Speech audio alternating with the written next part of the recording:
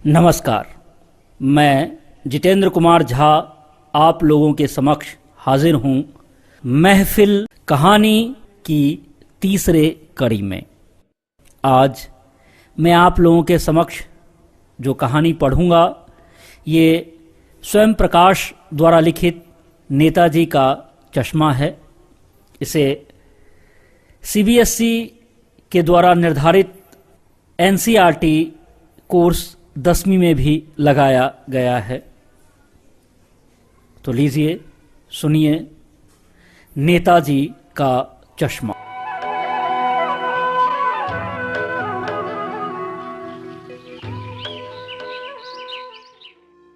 हालदार साहब को हर 15वें दिन कंपनी के काम के सिलसिले में उस कस्बे से गुजरना पड़ता था।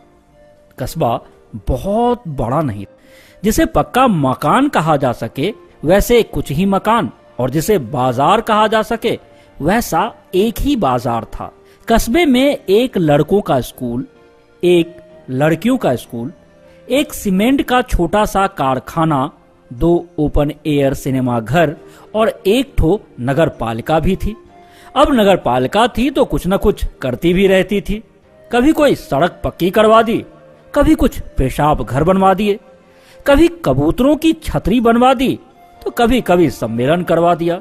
इसी नगर पालिका के किसी उत्साही बोर्ड या प्रशासनिक अधिकारी ने एक बार शहर के प्रमुख बाजार के मुख्य चौराहे पर नेताजी सुभाष चंद्र बोस की एक संगमरमर की प्रतिमा लगवा दी। ये कहानी उसी प्रतिमा के बारे में, बल्कि उससे भी एक छोटे से हिस्से के बारे में।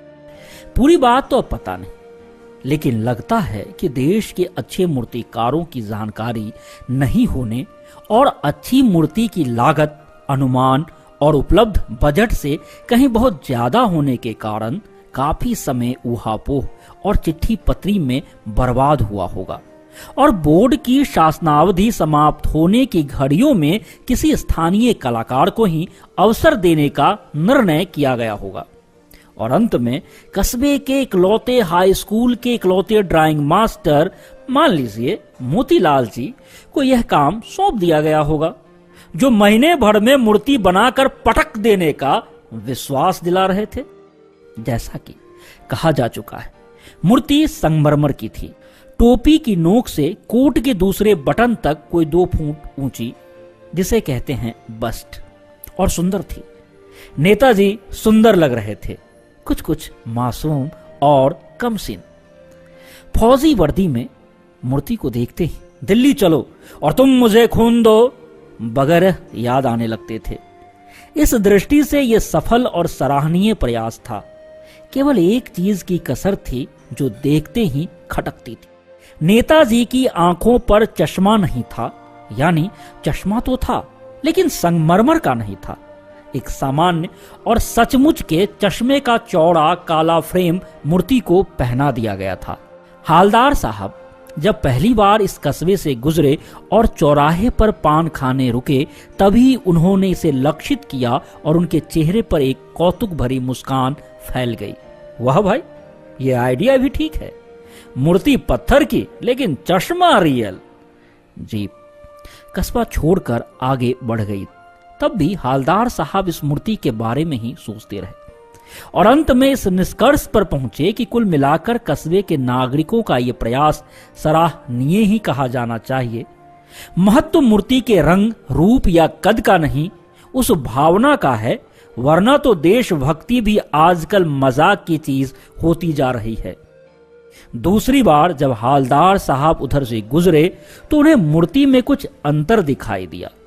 ध्यान से देखा तो पाया कि चश्मा दूसरा है।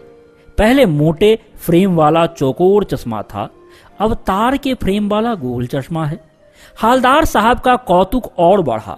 वाह भाई, क्या आइडिया है। मूर्ति कपड़े नहीं बदल सकती, लेकिन चश्मा तो बदल ही सकती है। तीसरी बार फिर नया चश्मा था। हालदार साहब की आदत पड़ गई हर बार कस्बे से गुजरते समय चौराहे पर रुकना, पान खाना और मूर्ति को ध्यान से देखना। एक बार जब कौतूहल दुर्दमनीय हो उठा तो पान वाले से ही पूछ लिया, क्यों भाई, क्या बात है? ये तुम्हारे नेताजी का चश्मा हर बार बदल कैसे जाता है? पान वाले के खुद के मुंह में पान ठूसा हुआ था। वह एक काला, मोटा और खुशमिजाज आदमी था। हालदार साहब का प्रश्न सुनकर वह आंखों ही आंखों में हंसा। उसकी तोंद थिरकी। पीछे घूमकर उसने दुकान के नीचे पान थूका और अपनी लाल काली बतीसी दिखाकर बोला, कैप्टन चश्मे वाला करता है। क्या करता है? हालदार साहब कुछ समझ नहीं पाए। चश्मा चेंज कर देता है। पान वाले ने समझाया। क्या मतलब? क्यों चेंज कर देता है? हालदार साहब अब भी नहीं समझ पाए। कोई गिराक आ गया समझो, उसको चौड़े चौखट चाहिए, तो कैप्टन किधर से लाएगा बेचारा? तो उसको मूर्ति वाला दे दिया, उधर उसका दूसरा बिठा दिया। अब हालदार साहब को बात कुछ कुछ समझ में आई। एक चश्मे वाला है जिसका नाम कैप्टन है। उसे नेताजी की बगैर चश्मे वाली मूर्ति बुरी लगती है, बल्कि आहत करती है, मानो चश्मे के बगैर नेताजी को असुविधा हो रही हो। वो अपनी छोटी सी दुकान में उपलब्ध गिने चुने फ्रेमों में से एक नेताजी की मूर्ति पर फिट कर देता है। लेकिन जब कोई ग्राहक आता है और उसे वैसे ही फ्रेम की दरकार होती है जैसा मूर्ति पर लगा है, तो कैप्टन चश्मे वाला मूर्ति पर लगा फ्रेम संभवतः नेताजी से क्षमा मांगते हुए लाकर ग्राहक को दे देता है और बाद में नेताजी को दूसरा फ्रेम लौटा देता है। वाह वाह भाई, खूब, क्या आइडिया है। लेकिन भाई, एक बात अभी भी समझ में नहीं आई। हालदार साहब ने पान वाले से फिर पूछा, नेताजी का ओरिजिनल चश्मा कहाँ गया? पान वाला दूसरा पान मुंह में ठूंस चुका था। दोपहर का समय था, दुकान पर भीड़ भाड़ अधिक नहीं थी। वह फिर आंखों ही आंखों में हंसा। उसकी तोंद थिरकी। कत्थे की डंडी फेंक पीछे मुड़कर उसने नीचे पीक थूकी और मुस्कुराता हुआ बोला, मास्टर बनाना भूल गया।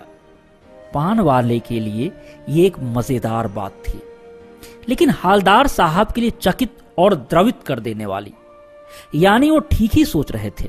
मूर्ति के नीचे लिखा मूर्तिकार मास्टर मोतीलाल वाकई कस्बे का अध्यापक था। बेचारे ने महीने भर में मूर्ति बनाकर पटक देने का वादा कर दिया होगा, बना भी ली होगी, लेकिन पत्थर में पारदर्शी चश्मा कैसे बनाया जाए कांच वाला, यह तय नहीं कर पाया होगा। या कोशिश की होगी और असफल रहा होगा, या बनाते बनाते कुछ और बारीकी के चक्कर में चश्मा टूट गया होगा, या पत्थर का चश्मा अलग से बनाकर फिट किया होगा और वह निकल गया होगा। उफ! हालदार साहब को यह सब कुछ बड़ा विचित्र और कौतुक भरा लग रहा था। इन्हीं ख्यालों में खोए खोए पान के पैसे चुकाकर चश्मे वाले की देशभक्ति के समक्ष नतमस्तक होते हुए वो जीप की तरफ चले। फिर रुके, पीछे मुड़े और पान वाले के पास जाकर पूछा, क्या कैप्टन, चश्मे वाला नेताजी का साथी है या आजाद हिंद फौज का भूतपूर्व सिपाही? पान वाला नया पान खा रहा था। पान पकड़े अपने हाथ को मुंह से 1.5 इंच दूर रोककर उसने हालदार साहब को ध्यान से देखा। फिर अपनी लाल काली बतीसी दिखाई और मुस्कुरा कर बोला, नहीं साहब, वो लंगड़ा क्या जाएगा फौज में, पागल है पागल। वो देखो, वो आ रहा है, आप उसी से बात कर लो, फोटो वोटो छपवा दो उसका कहीं। हालदार साहब को पान वाले द्वारा एक देशभक्त का इस तरह मजाक उड़ाया जाना अच्छा नहीं लगा। मुड़कर देखा तो अवाक रह गए। एक बेहद बूढ़ा मड़ियल लंगड़ा सा आदमी, सिर पर गांधी टोपी और आंखों पर काला चश्मा लगाए, एक हाथ में छोटी सी संदूकची, दूसरे हाथ में एक बांस पर टंगे बहुत से चश्मे लिए अभी अभी एक गली से निकला और अब एक बंद दुकान के सहारे अपना बांस टिका रहा था। तो इस बेचारे की दुकान भी नहीं, फेरी लगाता है। हालदार साहब चक्कर में पड़ गए। पूछना चाहते थे, इसे कैप्टन क्यों कहते हैं? क्या यही इसका वास्तविक नाम है? लेकिन पान वाले ने साफ बता दिया था कि अब वह इस बारे में और बात करने को तैयार नहीं। ड्राइवर भी बेचैन हो रहा था, काम भी था। हालदार साहब जीप में बैठकर चले गए। 2 साल तक हालदार साहब अपने काम के सिलसिले में उस कस्बे से गुजरते रहे और नेताजी की मूर्ति में बदलते हुए चश्मों को देखते रहे। कभी गोल चश्मा होता तो कभी चौकोर, कभी लाल, कभी काला, कभी धूप का चश्मा, कभी बड़े कांचों वाला गोपो चश्मा, पर कोई ना कोई चश्मा होता जरूर। उस धूल भरी यात्रा में हालदार साहब को कौतुक और प्रफुल्लता के को क्षण देने के लिए फिर एक बार ऐसा हुआ कि मूर्ति के चेहरे पर कोई भी कैसा भी चश्मा नहीं था। उस दिन पान की दुकान भी बंद थी, चौराहे की अधिकांश दुकानें बंद थी। अगली बार भी मूर्ति की आंखों पर चश्मा नहीं था। हालदार साहब ने पान खाया और धीरे से पान वाले से पूछा, क्यों भाई, क्या बात है? आज तुम्हारे नेताजी की आंखों पर चश्मा नहीं है? पान वाला उदास हो गया।